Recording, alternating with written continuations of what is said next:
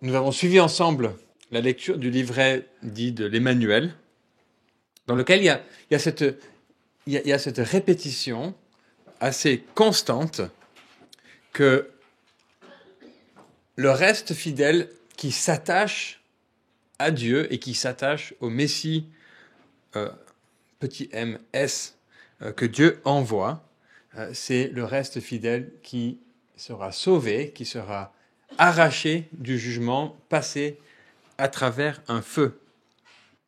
Ainsi, vous comprenez, nous avons lu ensemble comment le prophète, ce n'est pas simplement qu'il voit des personnes précises à des instants précis.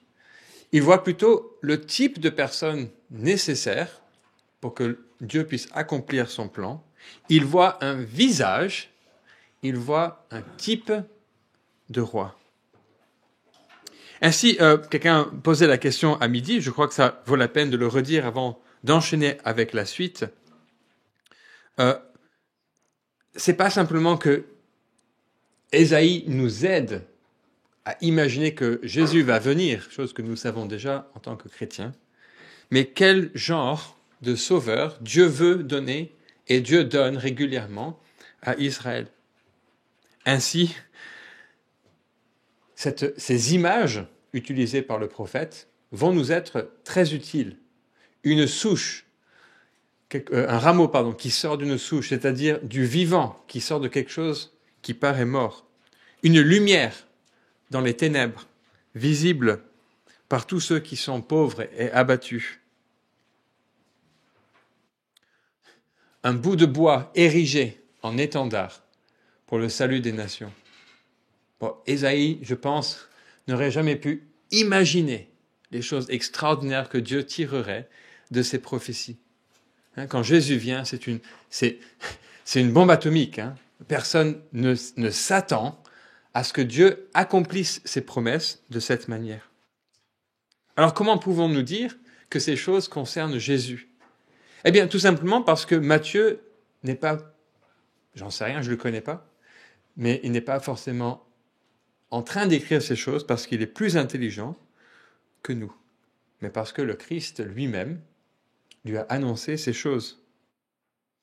Le rejeton, le fils de David, celui qui dit « Je suis la lumière du monde ». Que signifie cette expression « Je suis la lumière du monde » ? Eh bien, c'est une réponse à Ésaïe, chapitre 9. Ce monde, le monde juif qui est dans les ténèbres, Jésus vient et il est cette lumière. Voilà pourquoi Matthieu ose nous dire que ce texte d'Ésaïe préparait la venue du Christ. C'est Jésus qui le lui a annoncé. Toutes les personnes que Dieu utilisera dans son plan, et il y a des personnes extraordinaires dans l'histoire d'Israël. Les Ézéchias, ce roi, je fais une petite parenthèse parce que je me rends compte qu'on n'a pas beaucoup parlé de ça. Ézéchias, c'est ce roi qui, quand Sennachérib, en 701 avant Jésus-Christ, vient avec les armées assyriennes pour faire le siège de la ville, on a mentionné cet événement, il prend le sac et la cendre. Il écoute le prophète Ésaïe. Mais surtout, il réussit à faire en sorte que le peuple se repente avec lui. Le peuple qui est à la dernière extrémité. Il fallait que les faubourgs de Jérusalem soient envahis avant que le peuple de Dieu, qui aurait dû savoir mieux, se tourne vers lui. Mais Dieu entend. Parce qu'il n'est jamais trop tard pour la repentance. Même quand le jugement est déjà passé. Ézéchias, le bon roi, entre guillemets. Zorobabel, qui est un descendant de David, qui ramènera les exilés de Babylone. Ce sera lui qui peut-être franchira le fleuve de l'Euphrate, un peu comme les Israélites franchissent la mer Rouge dans l'Exode, dans le Pentateuque. Toutes les personnes que Dieu choisit de la descendance de David sont extraordinaires. Quand ils disent à Dieu, me voici, utilise-moi. Cela dit, ils n'accomplissent pas pleinement le dessein de Dieu. Le roi Ézéchias ne pourra pas, à lui tout seul, faire changer de direction Israël à long terme. Lui-même commettra une faute qui peut nous paraître anecdotique, en fait, moralement parlant, mais aux yeux du prophète, il y a un signe très fort. Une fois que les armées assyriennes sont détruites. Pendant la nuit, il y a un ange qui intervient. C'est pas une petite chose, d'accord? C'est un miracle, pour une fois, visible et grandiose de la part de Dieu. Sennacherib repart chez lui. Il a des problèmes de politique interne. Et qu'est-ce qui se passe? Tout joyeux d'avoir échappé à ce jugement, eh bien, il invite des gens d'autres pays pour voir les richesses du temple et de son royaume. Et c'est là où Dieu envoie Ésaïe dire à Ézéchias, eh bien, puisque je cherche le mot, mais ces ambassadeurs de Babylone ont vu ces trésors, sache que c'est dans leur pays que ces trésors finiront. Puis il dit, mais ce ne sera pas de ton vivant, ce sera du temps de tes descendants. Et il dit, ouf, c'est pas de mon temps, ça va. Bon.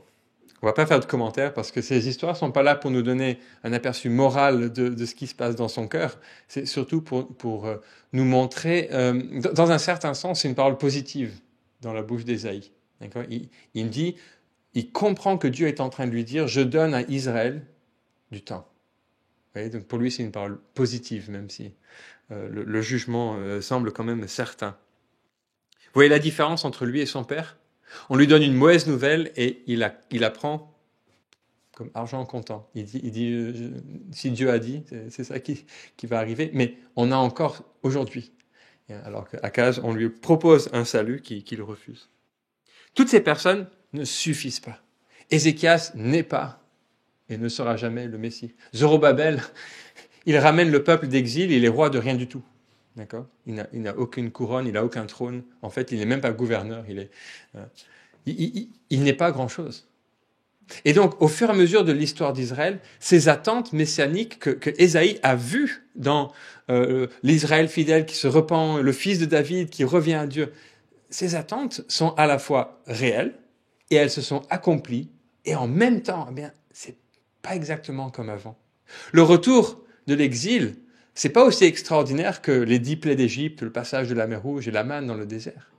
Les gens viennent, prennent leurs affaires et rentrent à Jérusalem. Alors pour nous, de notre point de vue, c'est extraordinaire.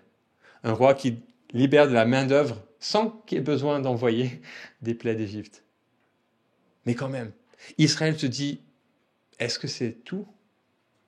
Est-ce que c'était mieux avant ou est-ce que Dieu va aller jusqu'au bout de sa promesse ? Et les vrais fils d'Israël savent que la réponse est encore à venir. Ainsi, même si Ésaïe ne parle pas du Messie, ces prophéties de l'action de Dieu dans l'histoire d'Ésaïe suscitent presque obligatoirement une attente messianique qui devient de plus en plus grande et plus en plus forte au fil du temps. Et c'est là où nous nous trouvons. Nous trouvons, on va devoir sauter toute une partie d'Ésaïe, je suis le premier attristé, mais dans la première partie, l'Assyrie était l'instrument de Dieu pour juger Israël, certes, qu'il avait bien mérité, même au dire des Judéens, mais aussi pour juger la famille de David. Jugement dont ils sortiront, disons, au moins à moitié vainqueurs. Mais, comme vous voyez, au verset 39, le roi apprend que ce salut n'est que de courte durée. D'accord ? C'est partie remise. Et si les Assyriens seront punis par Dieu pour leurs méfaits, Dieu enverra, Dieu sifflera un autre chien qui est celui de Babylone. Et le nom de leur royaume est révélé, alors qu'à cette époque, Babylone n'est pas une grande puissance mondiale, pas encore. Et donc, des yeux fixés sur Ninive et Assur, nos yeux se portent encore un tout petit peu plus à l'est, vers Babylone. Et cette fois-ci, Ésaïe lui-même va commencer à parler de manière plus active, plus profonde, de ce qui attend Juda, pas ici et maintenant, mais un peu plus loin sur la route. Il prend comme fait presque déjà accompli, parce qu'il voit ce qui est inéluctable, c'est ce jugement d'Israël qui doit passer par l'exil. L'exil, c'était une condition de l'alliance. C'était la dernière carte de Dieu. Il dit, si vraiment je n'arrive pas à vous rappeler par les prophètes, il faudra passer par l'exil. C'est une manière de dire, et Ésaïe ne l'invente pas, on a vu dès le chapitre 6, Dieu lui avait dit que ça arriverait, c'est une manière de dire, je sais que même cette repentance n'est que de courte durée. Et le jugement va quand même venir. Mais fidèle à son ministère et fidèle à la parole de Dieu, il continue à appeler Judas, à la repentance, tout le temps. Un vrai prophète ne cesse jamais de le faire. Il faut le tuer pour qu'il arrête d'appeler à la repentance. Et il le fait. Et donc ainsi, même les oracles de malheur, qu'est-ce qu'ils signifient? Quand Dieu dit malheur sur Jérusalem, qu'est-ce qu'il veut dire vraiment? On l'a vu au début. Non pas je ne t'aime pas, mais regarde le malheur dans lequel tu es en train de t'enfoncer. Ce sont des paroles d'amour, même si ce sont des paroles extrêmement difficiles à entendre. Et Dieu va même faire ressortir chez les prophètes la douleur, alors c'est un terme humain, donc je l'emploie peut-être avec des guillemets, la douleur qu'il a à ne pas être écouté et aimé par un peuple à qui il n'a fait que du bien. Un choix qu'il a mis en place pour nous, je crois. Parce que c'est ça que Dieu fait. Dieu fait ça à la race humaine. Il lui fait du bien. En échange, nous lui rendons la rébellion. Alors, pourquoi est-ce que je parle de tout ça? Parce que nous allons donc sauter certains de ces chapitres. Une fois que nous avons compris les 2 premiers livrets, vous pouvez appliquer cette manière de lire à chaque livret. Et normalement, on ne devrait pas avoir de grandes difficultés à la lecture. Après le petit intermède historique de son amitié avec Ézéchias, Ésaïe change son fusil d'épaule. Et même, on va dire, le style littéraire des prophéties d'Ésaïe change radicalement. Regardez le premier mot de cette deuxième grande partie du livre d'Ésaïe, ou si vous préférez, je ne sais plus, le sixième livret. Réconfortez, oui, réconfortez mon peuple, dit votre Dieu. Alors, le changement de ton est si fort qu'il y a même des gens qui ont dit « Ah, c'est pas possible, ça ne peut pas être Ésaïe qui écrit ces paroles. » Parce que d'habitude, Ésaïe dit « malheur ». Et oui, dans la première partie de son livre, il décrit comment le jugement va venir, parce que la direction de Juda est mauvaise, dans les 2 sens du terme, direction, n'est-ce pas? Mais ce n'est pas la fin de l'histoire. Dieu ne juge jamais simplement pour le plaisir de juger Israël. Il juge Israël pour le ramener dans le droit chemin. Et donc,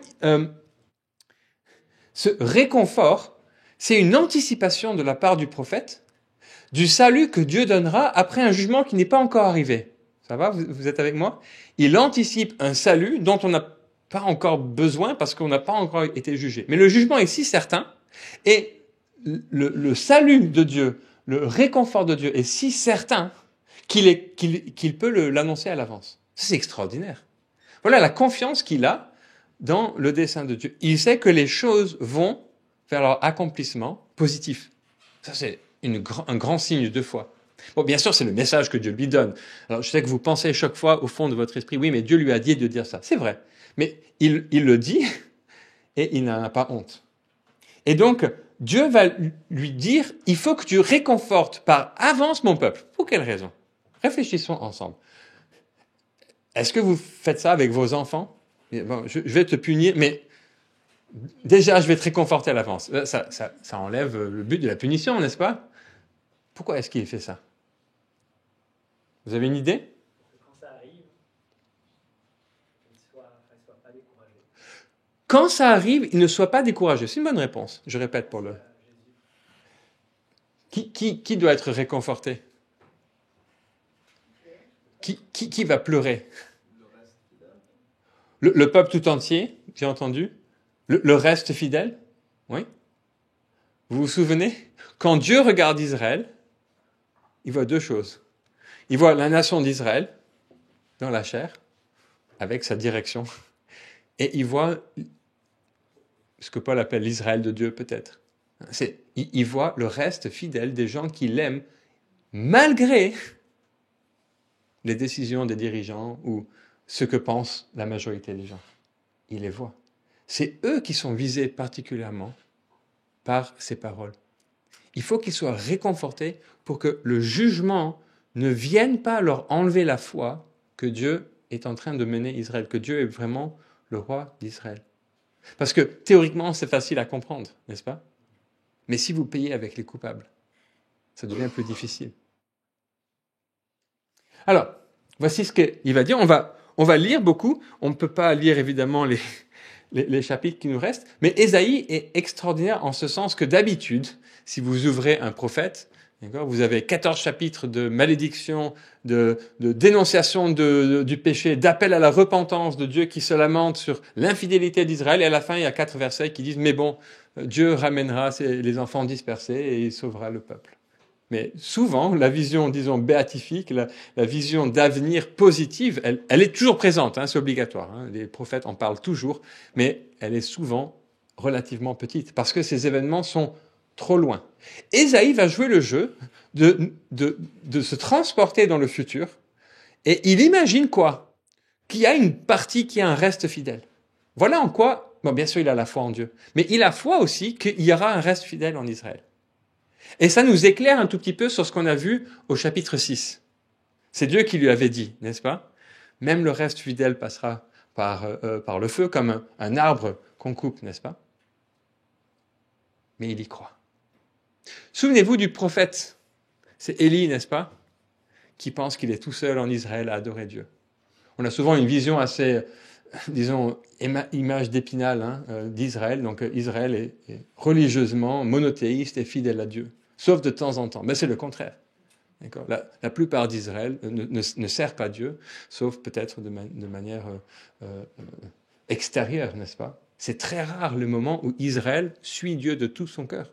Hein, on a trouvé des temples païens à proximité de Jérusalem qui datent de l'époque du roi Salomon. Donc on sait très bien que l'idolâtrie, c'est pas un problème qui arrive vers la fin de l'histoire d'Israël. C'est constant en Israël. Mais il y a toujours en Israël ceux qui aiment Dieu. Et Dieu est obligé de dire à son prophète, mais tu n'es pas tout seul. Il y a 7000 hommes qui n'ont pas plié le genou devant Baal. Eh bien, Ésaïe découvre cette même réalité et il y croit. Il y croit dur comme fer et il veut les réconforter par avance, sachant qu'il ne verra pas ce reste fidèle. Mais il leur écrit ce livre. Voilà pourquoi il écrit ces paroles. Elles sont à venir. Ça prend, à mon sens, pour le prophète, c'est un pas de foi extraordinaire. Alors regardons, lisons ensemble ce texte qui est l'ouverture, c'est la grande ouverture de ces 3 grands livrets de promesses de bénédiction. Ésaïe chapitre 40, je lirai jusqu'au verset 8. Réconfortez, oui, réconfortez mon peuple, dit votre Dieu. Parlez au cœur de Jérusalem, criez-lui qu'elle en a fini avec les travaux forcés et qu'elle a purgé sa peine, car le Seigneur lui a fait payer le prix complet de toutes ses fautes. J'entends une voix crier, « Dans le désert, ouvrez le chemin au Seigneur. Dans cet espace aride, frayez une route pour notre Dieu. Que le niveau des vallées soit relevé, que les montagnes et les collines soient abaissées, que les reliefs soient changés en plaine et les hauteurs en larges vallées. La gloire du Seigneur va être dévoilée et tout le monde verra que la bouche du Seigneur a parlé. » J'entends une voix qui dit « Fais une proclamation. » Je répondis « Laquelle ?» La voix reprend « Celle-ci. Le sort des humains ressemble à celui de l'herbe. Ils n'ont pas plus de vigueur que les fleurs des champs. L'herbe sèche, la fleur se fane quand le souffle du Seigneur est passé par là. C'est bien vrai, le peuple a la fragilité de l'herbe. Oui, l'herbe sèche, la fleur se fane, mais la parole de notre Dieu demeure pour toujours. Est-ce que vous reconnaissez l'événement qui est envisagé par le prophète? Dans le désert, un chemin doit être ouvert, les montagnes vont s'enlever, les vallées vont se relever, la gloire du Seigneur va être dévoilée et tout le monde verra que la bouche du Seigneur a parlé. À quel événement fait-il référence? Un autre Exode? J'ai compris. Jean-Baptiste, d'accord? On va parler de Jean-Baptiste dans quelques secondes. Mais dans la bouche d'Ésaïe, qu'est-ce qui se passe? Vous vous souvenez? L'exil va arriver, mais le peuple va revenir. L'idée de l'exode est très très présente chez Ésaïe. Et qu'est-ce que Dieu va faire pour ça? Il va aplanir les chemins. On a vu tout à l'heure, l'Euphrate va s'ouvrir 7 portes. Il y a 7 canaux comme ça. Il n'y aura plus qu'à passer. À pied sec, l'Euphrate. Pareil ici. Bon, physiquement, Dieu ne va pas forcément faire ce genre de miracle pour le retour des exilés. Ce qu'il est en train de dire, c'est quand ça arrive, vous saurez que Dieu avait dit que ça arriverait. Pas une prédiction, c'est une certitude. Vous voyez la différence? C'est une certitude parce que Dieu ne peut pas renier sa parole. Alors, c'est quoi cette proclamation? On la connaît, on la chante parfois, hein, sur le fait que notre vie est courte, n'est-ce pas? L'herbe qui sèche et qui se fane. Le peuple est comme ça, il se fane. Mais quoi? La parole de Dieu est pour toujours. Quelle parole? Celle-là? Peut-être, oui. Toutes les paroles de Dieu. Mais, Quand Dieu a parlé à Moïse. ouais, on peut même remonter. Ah, ouais. Quand Dieu a parlé à Abraham, quand Dieu a parlé à Adam, quand Dieu a dit, je vais aller au bout de mon dessein. À chaque fois, à chaque homme, à chaque femme à qui il a parlé, c'est la même chose qu'il a dite. Et donc, vous pouvez vous confier en ça. Le peuple, lui, il passera. Les générations passent, mais pas la parole de Dieu. Alors, quelqu'un a mentionné Jean-Baptiste. Évidemment, vous savez bien que si le titre, c'est le Messie et Ésaïe, si je vous cite ce chapitre 40, c'est qu'il nous est intéressant. En Marc, chapitre 1, est-ce que je peux me permettre de faire une parenthèse? Oui, il n'y a que moi qui ai le micro, donc je peux répondre à ma question. De tous les évangélistes, j'ai relu un tout petit peu et ça m'a frappé. De tous les évangélistes, Marc, c'est celui qui table le plus sur cette question de l'Exode. Vraiment, c'est impressionnant. On dirait qu'il prend les schémas de l'Exode et il les relie dans la vie de Jésus et à mon avis, il ne fait pas ça par hasard. Hein. Parce que on va voir que c'est ce que Jésus lui-même enseigne. Donc, l'Exode, Ésaïe, Marc, il y a une chaîne là qu'on pourrait suivre, on pourrait s'amuser à faire ça si on avait beaucoup de temps. Marc chapitre 1, et il commence avec ça, hein, Ésaïe. Ainsi qu'il était, donc il dit évangile de Jésus-Christ, ainsi qu'il est écrit dans le livre du prophète Ésaïe, voici j'envoie mon messager en avant de toi pour préparer ton chemin. Une voix crie dans le désert, préparez le chemin du Seigneur, rendez droit ses sentiers. Et vous savez par la lecture constante de l'Évangile qu'il s'agit bel et bien de Jean-Baptiste qui va venir préparer le ministère de Jésus. En fait, ils vont travailler main dans la main pendant plusieurs années. Vous avez l'équivalent en Luc chapitre 4, je vous le lis parce que ça vaut le déplacement. En ces jours-là apparaît Jean le Baptiste, hein, c'est juste après le récit de la naissance de Jésus et le début de son ministère. Il proclame dans le désert de Judée, convertissez-vous, le règne des cieux s'est approché. C'est lui, comme ça c'est clair, c'est lui, Jean-Baptiste, dont avait parlé le prophète Ésaïe quand il disait, une voix crie dans le désert, préparez le chemin du Seigneur, rendez droit ses sentiers. Alors, pourquoi est-ce que c'est marrant? Parce que contrairement à ce que dit l'hébreu, les évangélistes jouent un peu avec le texte. Ça, c'est un truc qui nous dérange parfois en tant que chrétiens. Les auteurs du Nouveau Testament, les apôtres, ils n'hésitent pas à prendre un texte et le transformer un tout petit peu. Et nous, comme on est très moderne et qu'on aime une citation qui commence avec des guillemets, qui finit avec des guillemets, et en bas une note de bas de page avec toutes les références, on est un peu gêné par ça. On a l'impression qu'ils trichent, en fait. Mais ce n'est pas le cas. Ils sont en train de révéler les clins d'œil que Dieu a placés dans l'histoire d'Israël et qui préparent le ministère de Jésus. Le changement qu'ils font ici, c'est tout simple. C'est dans le désert. En fait, ce que Ésaïe dit, c'est une voix crie, 2 points. Dans le désert, préparez le chemin du Seigneur. Parce que Dieu est en train de dire, je vais ouvrir le désert, je vais faire passer mon peuple, hein, comme la première fois. Eux, ils regardent le ministère de Jean-Baptiste et ils disent, ah oui, Dieu a dit, une voix qui crie dans le désert. Parce que où est-ce que Jean-Baptiste baptise? Dans le désert, n'est-ce pas? Dans le désert de Judée, c'est pas le Sahara, d'accord? Mais il est dans des endroits déserts. Et l'évangéliste se dit, non pas Ésaïe avait prédit que Jean-Baptiste viendrait prêcher dans le désert, mais il dit, c'est intéressant, cet homme prêche dans le désert, non pas pour revenir d'exil ou quoi que ce soit, mais simplement parce que c'est les derniers endroits où on peut entendre la parole de Dieu. Préparez le chemin du Seigneur, rendez droit ses sentiers. Quand Israël revient d'exil, où est Dieu? D'après Ésaïe. Ah mince. Non, ça c'est autre chose. Non, je veux dire ici, en Ésaïe 40, on se projette dans l'avenir, Dieu va ramener d'exil son peuple qui a été jugé. Où est Dieu? Dieu, il est là à Jérusalem, et puis, venez, c'est ça? Non, Dieu est parti avec eux en exil, et c'est lui qui ouvre la route. En fait, quand Dieu revient d'exil, entre guillemets, il dit, suivez-moi à tous ceux qui le veulent, et un reste fidèle vient et le suivra. Avec cette différence que ceux qui restent, eux aussi, ils financent, eux aussi, ils font partie de ce reste fidèle, même s'ils ne viennent pas tout de suite. Okay? Dieu vient.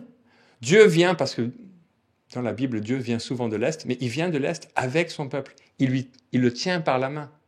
Vous vous souvenez de ce que Dieu dit à Israël dans le Pentateuque? Oui. Oui. Oui. Il le précède, il le suit, il le prend par la main, comme un père qui apprend à marcher à son fils. Ça, c'est les prophètes qui nous disent ça. Dieu est avec lui. Alors, pourquoi est-ce qu'on nous cite Ésaïe? Vraiment, c'est juste la question que il y a quelqu'un dans le désert qui dit il faut préparer un chemin. Je crois que Marc est en train de dire quelque chose de beaucoup plus fort, et Luc aussi. Dieu vient. Le jour du Seigneur, c'est bientôt, n'est-ce pas? N'est-ce pas exactement le message de Jésus? Convertissez-vous, réjouissez-vous. Pourquoi? Le royaume est proche. Le jour vient. C'est la même chose, c'est de manière différente de le dire. Dieu arrive. Dieu va faire quelque chose. Vous attendez depuis si longtemps. Ça y est, c'est maintenant. D'accord? Et Jean-Baptiste est un signe que le temps est proche. Ça se passe dans le désert, clin d'œil, clin d'œil. Alors, c'est vraiment extraordinaire parce que Ésaïe fait quelque chose. On appelle souvent Ésaïe l'évangile de l'Ancien Testament. Bon, si vous voulez. Mais pour quelle raison? Parce qu'il a ce terme qui ne cesse de frapper les chrétiens. Il donne de la part de Dieu une bonne nouvelle. C'est le mot évangile, n'est-ce pas? 4 fois dans Ésaïe. Dieu lui dit, proclame une bonne nouvelle. À partir du chapitre 40, évidemment. Le message que tu as passé maintenant, c'est un message positif. Vous connaissez celui-là au moins. Qui sont beaux sur les montagnes, les pas de ceux qui portent la bonne nouvelle. De celui, qui porte la bonne nouvelle, qui proclame la paix. De celui qui porte l'heureuse nouvelle, qui proclame le salut, qui dit à Sion, ton Dieu est roi. Ça, c'est pas les prédicateurs, ça c'est Jésus. Celui qui porte la bonne nouvelle, c'est lui qui dit, c'est Dieu le roi. Même si vous avez du mal à le croire d'après les apparences. Est-ce qu'on commence à entrevoir le ministère prophétique de Jésus? Oui, il a annoncé la fin de Jérusalem, d'accord. Mais c'est quoi le vrai ministère prophétique de Jésus? Il faut que vous ouvriez les yeux. Il faut que celui qui a des oreilles entende. Il faut que vous laissiez les pensées de Dieu vaincre les vôtres. À défaut de cela, vous ne pouvez pas rentrer dans le royaume. C'est exactement ce que dit Ésaïe. Voilà, j'ai mis l'autre, c'est un autre qui est très connu. Le souffle du Seigneur Dieu est sur moi, c'est Ésaïe qui parle. Okay? Car le Seigneur a fait de moi un Messie.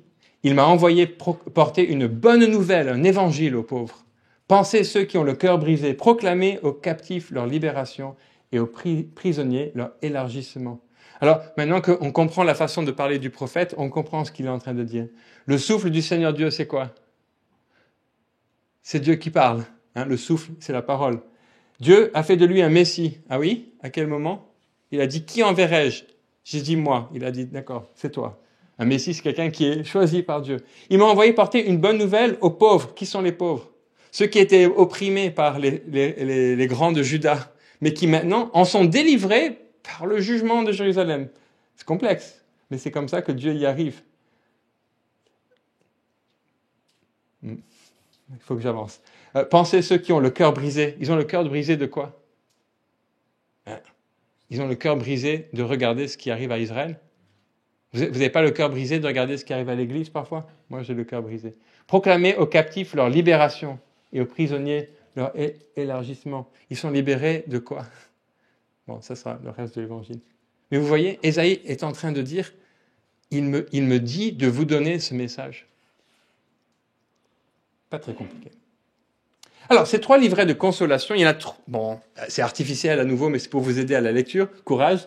Les voici. Je vous en propose 3. Il y a d'autres découpages. Je ne vous apprends rien. Le premier, c'est les chapitres. C'est chaque fois 9 chapitres. Moi, ça m'aide un peu mes mots techniques. Le premier, c'est les chapitres 40 à 49. Face à la triple tentation de l'idolâtrie, du découragement et de la tentation, la grandeur du Dieu Tout-Puissant. Alors, dans cette partie, Ésaïe réconforte le peuple et en même temps l'avertit sévèrement contre toute forme d'idolâtrie après le jugement. D'accord? Un peu comme si Ésaïe disait, attention, les péchés de nos pères, c'est pas parce qu'ils ont été jugés que nous en sommes pour autant parfaitement débarrassés, que nous n'avons pas à nous en faire. Et donc, il y a un appel à la repentance qui... Vous lisez le texte, pourquoi il parle de repentance et de consolation en même temps? Ben, c'est ça. Dans la consolation, le peuple doit toujours entendre, mais c'est parce que vous avez changé votre façon de penser. C'est pour ça que vous êtes consolés. Donc, s'il vous plaît, ne retombez pas en cela. Dieu est présenté aussi comme le Dieu tout-puissant. Si vous lisez le chapitre 40 d'Ésaïe, on ne peut pas le faire, mais c'est extraordinaire. Une description du Dieu qui a tout créé. Qui peut comparaître contre Dieu et lui dire ce qu'il doit faire? Mais personne. Sous-entendu qui? Sous-entendu tous les grands de ce monde qui nous ont écrasés sous la meule. Mais Dieu est beaucoup plus puissant que ça. Si votre confiance est en Dieu, vous n'avez pas besoin de mettre votre confiance dans autre chose. L'idolâtrie, c'est la confiance dans les forces des autres peuples. Le découragement, c'est la confiance dans la force d'Israël qui mène au découragement. Et la tentation, je n'ai pas besoin de vous en parler. Le deuxième livret, c'est celui qu'on étudiera peut-être plus en profondeur. Dieu ouvre son salut à son peuple et aux nations. Ah, tiens, ce qu'on a vu au début d'Ésaïe va revenir sur le tapis. En sauvant Israël, le reste fidèle d'Israël, Dieu prépare la route pour le salut des nations. Pas une surprise, parce qu'Abraham le savait en Genèse chapitre 12, mais c'est bon de le rappeler, à ce moment-là, dans le découragement. Et particulièrement à travers l'œuvre d'une personne que Dieu va nommer son serviteur. On va en parler, ne vous inquiétez pas. Et puis le troisième, chapitre 58 à 66, la justice de Dieu sera la marque d'un peuple de serviteurs, renouvelé par la présence de son esprit. Comme si Dieu disait... Je vais renouveler l'alliance et je vais vous donner un cœur de chair à la place d'un cœur de pierre. Quand Dieu dit ces choses, il parle à la génération qui est en face de lui. Même si nous, honnêtement, par Jésus, nous avons reçu un cœur de chair à la place d'un cœur de pierre. Je ne renie pas tout ce que j'ai jamais prêché au micro, mais je le dis, quand le prophète le dit, c'est pour que les gens qui le lisent, ses premiers destinataires, puissent en être certains.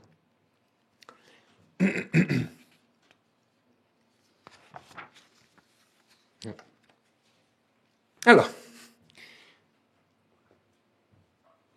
ce sont des passages sur lesquels on a envie de prêcher, d'accord? Parce qu'ils sont positifs, et malheureusement, peut-être on préfère prêcher ce qui est positif. Mais c'est aussi positif pour ceux qui sont dans la douleur. Ce n'est pas « je vais bien, tout va bien », c'est « j'ai mal, et Dieu va m'apporter la consolation ». Alors, à qui s'adresse-t-il? J'ai posé la question, vous m'avez répondu. Maintenant, on va le vérifier dans le texte. Les personnes à qui ces livrets sont adressés, eh bien, vont prendre un titre. Je l'ai mentionné tout à l'heure. C'est le titre de serviteur. Ça se comprend. Pourquoi? Parce que le serviteur, c'est celui qui obéit à la voix de son maître.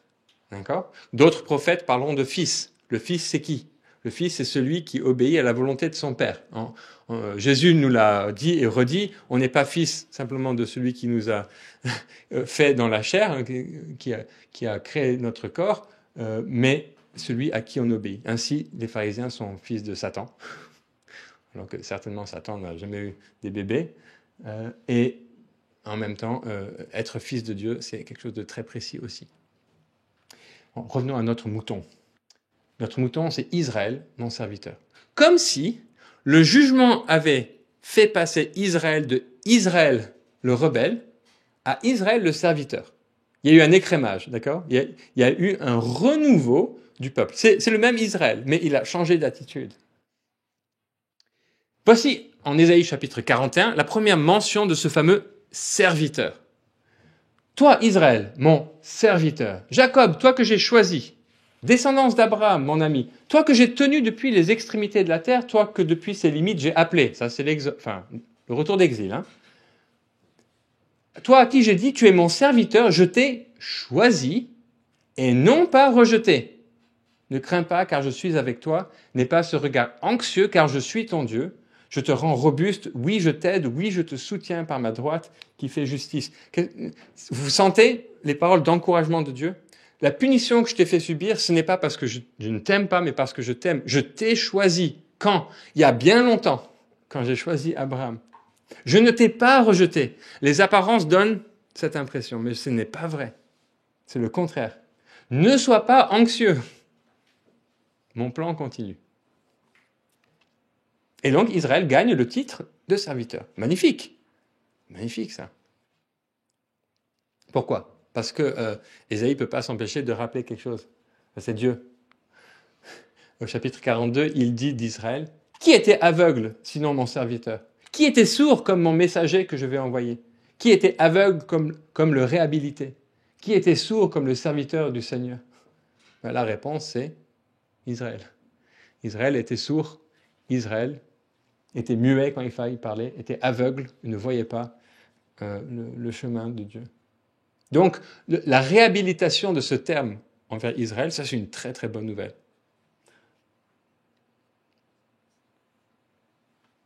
Et j'ai mis Ésaïe 44 aussi, parce que c'est la dernière citation. « Écoute, Jacob, mon serviteur Israël que j'ai choisi, ainsi parle le Seigneur qui t'a fait, qui t'a formé dès le sein maternel et qui t'aide. Ne crains pas, mon serviteur Jacob, le redresser, celui que j'ai choisi. » Le redresser, vous comprenez l'image, hein, comme un arbre qui aurait été abattu, mais Dieu le remet en terre, pouf, il le redresse et c'est reparti. Il a choisi depuis le ventre maternel, Dieu? Eh oui. Vous vous souvenez pas?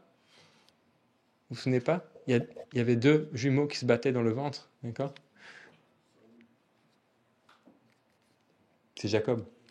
C'est une longue histoire, donc je ne peux pas la raconter, il faut la lire en Genèse. Mais Dieu a choisi Jacob à la place d'Ésaü. Si vous ne me croyez pas, il faut lire le Nouveau Testament. Alors, une autre chose qu'il va dire, et c'est peut-être le fait de se rendre compte de l'usage de ces termes va nous déstresser un tout petit peu. Okay? Dieu parle de serviteurs, de personnes qui n'ont pas encore servi. D'accord? Et puis, au chapitre 41, il va faire autre chose. Justin l'a mentionné tout à l'heure, quand il parle de Cyrus, c'est que Dieu va parler d'un homme qui n'est pas encore né à l'époque où Ésaïe écrit. C'est l'empereur Cyrus. C'est Cyrus qui, entre autres, permettra aux exilés de Juda de revenir dans la terre promise, hein, à Jérusalem. D'accord? Et voici comment Dieu en parle. Ça m'a interpellé. Ésaïe 41. Du nord, le nord c'est la Mésopotamie, hein, en règle générale. Du nord, j'ai fait surgir un homme, et il est venu. J'ai appelé, il est venu. Depuis le soleil levant, il s'entend appelé par son nom. Il piétine les gouverneurs comme de la boue, comme le potier talonne la glaise. On apprendra par la suite que c'est Cyrus. Mais vous avez vu ce que Dieu fait? Il dit, c'est moi qui l'ai appelé. Quand il arrivera, vous saurez que ce n'est pas un hasard. Parce que c'est moi le roi des nations. Ainsi parle le Seigneur à son Messie. Et par Messie, il faut entendre l'homme qui est décrit juste avant, n'est-ce pas? À Cyrus, on nous donne son nom, que je tiens par sa main droite, pour abaisser devant lui les nations. Moi-même, devant toi, je marcherai, les terrains bosselés, je les aplanirai, les bâtons de bronze, je les briserai, les verrous de fer, je les fracasserai. Je te ferai l'autoroute devant toi. Je te donnerai les trésors déposés dans les ténèbres, etc. Tu sauras que c'est moi le Seigneur, celui qui t'appelle par ton nom, le Dieu d'Israël. Et à cause de mon serviteur Jacob, oui, d'Israël, mon élu, que je t'ai appelé par ton nom. Je t'ai qualifié sans que tu me connaisses. C'est moi qui suis le Seigneur. Il n'y en a pas d'autre, moi excepté. Nul n'est Dieu.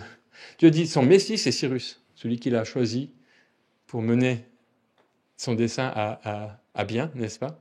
Et pour quelle raison? Pourquoi est-ce qu'il donne tant d'importance à cet homme Cyrus?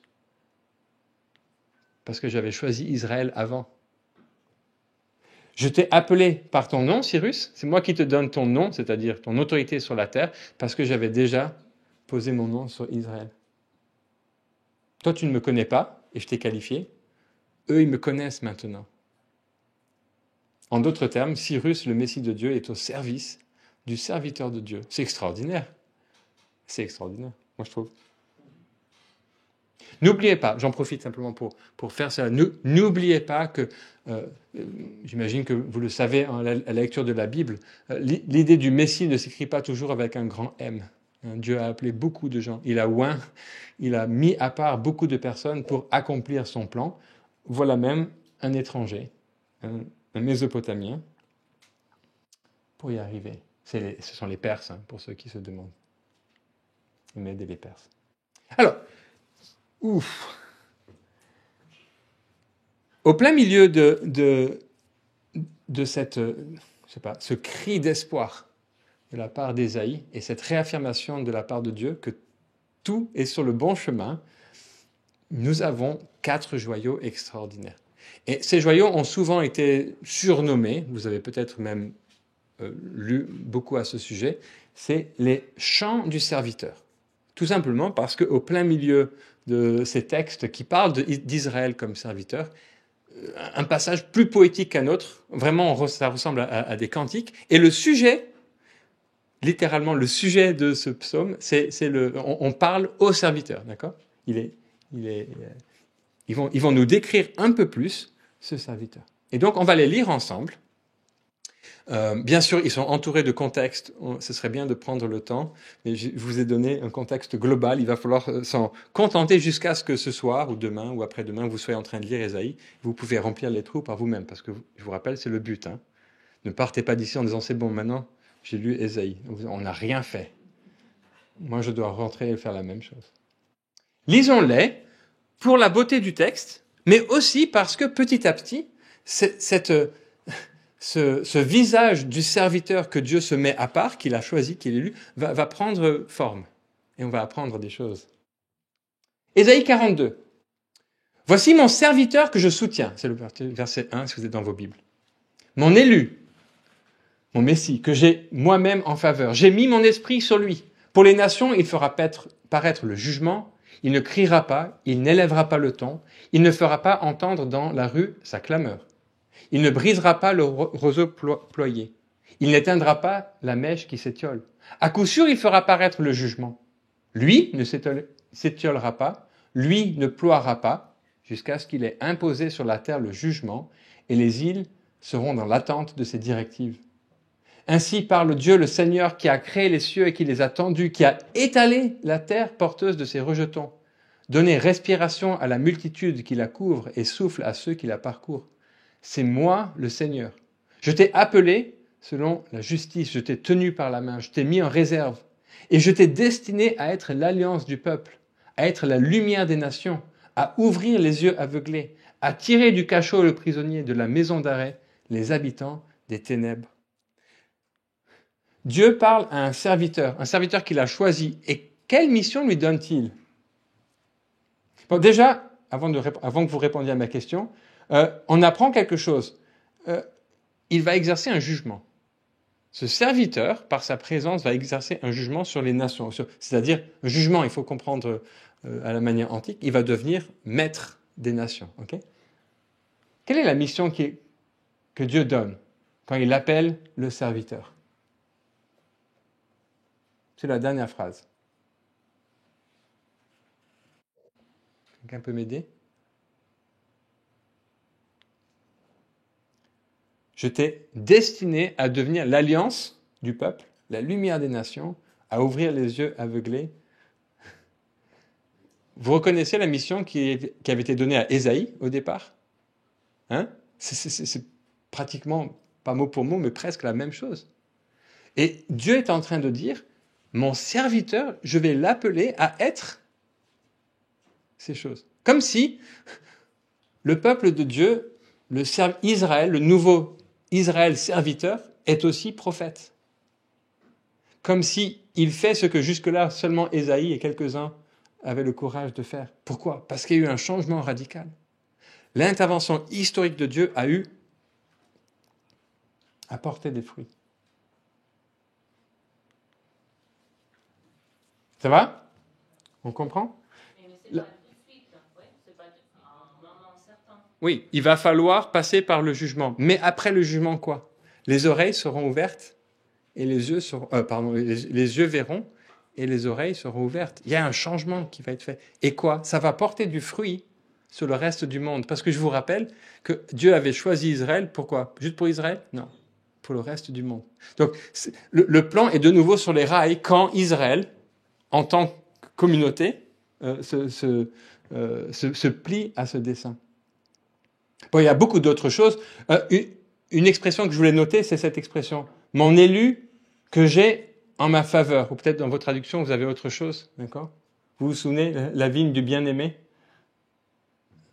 Quand Dieu dit en Matthieu chapitre 3, c'est au baptême de Jésus. Voici qu'une voix venant des cieux disait, « Celui-ci est mon fils bien-aimé, celui qui m'a plu de choisir. » Il n'est pas simplement en train de dire, « Ouais, je l'aime bien lui. » Il est en train de dire, « Je l'ai choisi pour accomplir une mission. » Dieu aime le Fils en lui confiant la mission la plus importante qui soit. Ça veut dire qu'il lui fait confiance. C'est ça qu'il est en train de dire. Vous notez ça? Parce que les deux termes sont employés pour le serviteur, Israël, chez Ésaïe, et pour Jésus dans l'Évangile. Matthieu, si vous ne l'aviez pas compris au baptême, va le redire. Jésus se retire de là où il faisait le miracle, beaucoup le suivirent, il les guérit tous. C'est en Matthieu chapitre 12. Il leur commanda sévèrement de ne pas le faire connaître, afin que soit accompli ce qu'a dit le prophète Ésaïe. Et il redit le texte qu'on a lu. « Voici mon serviteur que j'ai élu, mon bien-aimé qui m'a plu de choisir. » Et qu'est-ce que Matthieu voit en Jésus? Quelqu'un qui est discret. Et la discrétion de Jésus, pour Matthieu, est un signe que Jésus est comme le serviteur décrit par Ésaïe. D'accord? Il ne poursuit pas ses ennemis, il ne cherche pas à imposer sa puissance sur les autres, il parcourt Israël et il appelle les gens à ouvrir leurs oreilles. Et Matthieu dit, ah oui, ça me rappelle quelque chose. Moi, je n'aurais pas choisi ce texte pour justifier quoi que ce soit, mais Matthieu le choisit et c'est magnifique. On continue à construire. Ouf. On va peut-être devoir faire une pause au plein milieu de nos chants, mais c'est pas grave. Ésaïe 49, deuxième chant. Vous pouvez les noter dans vos Bibles. Écoutez-moi, vous les îles, donc ça c'est les nations lointaines. Soyez attentifs, population du lointain. Le Seigneur m'a appelé dès le sein maternel, dès le ventre de ma mère, il s'est répété mon nom. Il a disposé ma bouche comme une épée pointue, dans l'ombre de sa main il m'a dissimulé. Il m'a disposé comme une flèche acérée, dans son carquois il m'a tenu caché. Il m'a dit, mon serviteur c'est toi Israël, toi par qui je manifesterai ma splendeur. Mais moi je disais, c'est en vain que je me suis fatigué, c'est pour du vide, pour du vent, que j'ai épuisé mon énergie. En fait, mon droit m'attendait près du Seigneur, ma récompense auprès de mon Dieu.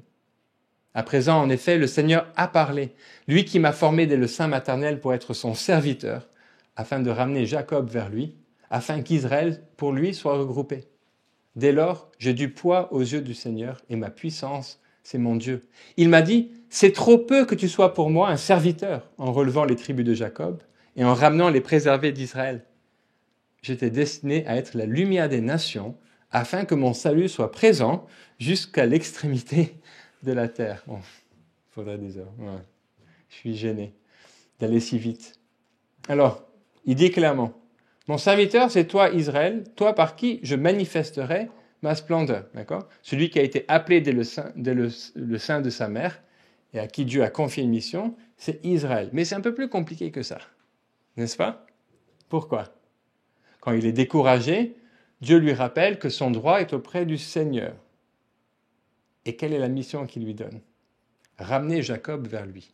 Tiens, il y a Israël, serviteur, et Jacob. Vous trouverez cette dichotomie à travers tout le livre d'Ésaïe. Jacob, c'est Israël qui se rebelle contre Dieu. Vous vous souvenez, Jacob, c'est le trompeur, n'est-ce pas? Il est réhabilité souvent, mais il retombe vite dans ses anciens penchants. Par contre, en même temps que Jacob est ramené, il ramène les préservés d'Israël avec les tribus de Jacob. Bon, souvent, les prophètes ont dit un jour, un descendant de David va venir, il va réunir les tribus dispersées, d'accord? Parce que les Israélites ont été envoyés très loin par les Assyriens, etc. Et le peuple qui a été divisé va être réuni. Ici, cette division, elle est entre ceux qui se sont éloignés de Dieu et ceux qui sont restés auprès de Dieu. Et le serviteur devient presque la partie d'Israël qui, fidèle, ramène le peuple tout entier. C'est bizarre, il est à la fois Israël et puis une partie d'Israël. Oui, ça commence à devenir compliqué. De plus, lui-même sera lumière des nations. Oh ben, ça veut dire que c'était simple, Philippe. Ainsi parle le Seigneur, c'est la suite. Le Rédempteur, le Saint d'Israël, à celui dont la personne est méprisée et que le monde regarde comme un être abject, à l'esclave des despotes. Des rois verront et se prosterneront par égard pour le Seigneur qui est fidèle, pour le Saint d'Israël, c'est celui qu'on a vu au chapitre 6, qui t'a choisi. Ainsi parle le Seigneur, au temps de la faveur, je t'ai répondu, au jour du salut, je te suis venu en aide. Je t'ai mis en réserve et destiné à être l'alliance des nations. L'alliance du peuple, en relevant le pays, en redonnant en partage les patrimoines désolés, en disant aux prisonniers sortez. Ils n'endureront ni faim ni soif, jamais ne les abattront ni la brûlure du sable ni celle du soleil, car celui qui est plein de tendresse pour eux les conduira, vers les nappes d'eau les mènera se rafraîchir. Toutes les montagnes, je ferai un chemin et tous les chaussées seront pour moi surélevées. Et ils arrivent d'un peu partout. Ah, on apprend autre chose. Il y a un visage qui petit à petit prend forme. On est toujours dans le même cantique, le deuxième cantique. Et qu'est-ce qu'il dit au sujet de ce serviteur? Il est fidèle au sein d'Israël, Dieu qui l'a choisi. Il est à nouveau alliance du peuple, d'accord? Il est dans la même personne, si vous voulez, la même personnalité. Mais en plus de ça, quoi? Qu'est-ce qui se passe? Regardez le début, verset 7. Cette personne est méprisée et tout le monde regarde comme un être abject. Tiens, le serviteur de Dieu, donc la partie que Dieu considère comme son trésor le plus cher, le serviteur, l'Israël obéissant, il est quoi? Il est petit, il est esclave. Vous vous souvenez d'Israël en Égypte, n'est-ce pas? 24 heures sur 24, 7 jours sur 7, ils devaient faire des briques, c'est ça qu'ils étaient devenus. Et Dieu dit non, moi, je t'ai appelé mon fils. Même chose arrivera ici. Ce que le monde entier regarde en disant ça c'est rien, Dieu choisira ce petit rien et grâce à ce petit rien, ramènera l'alliance au peuple. Bon, voilà une pierre de plus à notre édifice. Mais c'est l'heure de la pause. Et donc nous ne pourrons pas voir. On va quand même faire ça. Je vais prendre la minute, mais c'est pas grave. Vous me pardonnez par avance. Je voulais juste que vous notiez ceci. La façon de parler de Dieu. Dieu dit, c'est trop peu, verset 6, c'est trop peu que tu sois pour moi un serviteur.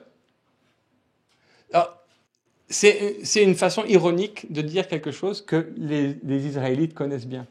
Parce que quand Dieu fait dire par le prophète Nathan à David, je t'ai choisi, en gros, je simplifie, le Messie viendra de ta famille, d'accord? Il y aura un roi de la famille de David. Voici la réponse de David. Il dit, qui suis-je, Seigneur? Et quelle est ma maison pour que tu m'aies fait parvenir où je suis? C'était encore trop peu à tes yeux, Seigneur Dieu. Tu as parlé aussi pour la maison de ton serviteur. Non seulement tu m'as montré ta grâce, c'était trop peu pour toi ça. Donc tu l'as montré ma grâce à toute ma famille et à ma descendance. Vous comprenez? Ma descendance. Et là, Dieu dit à Israël, il retourne la parole de David, parce que Dieu peut faire ça, et il dit, c'est trop peu pour que tu sois simplement serviteur d'Israël. Je veux que tu sois serviteur des nations aussi. Petit à petit, ce serviteur de Dieu prend de plus en plus d'importance, et en même temps, on commence à voir qu'il est de plus en plus petit aux yeux des autres. Plus les hommes le voient petit, plus Dieu le dit, ça, c'est l'agent du salut que j'utiliserai non seulement pour Israël, mais pour les nations. Ça va? J'espère ne pas vous avoir perdu parce que j'ai fait des allers-retours. Je vous demande pardon. Et on commencera par le troisième chant. Je le laisse là si vous voulez le lire pour avoir de l'avance.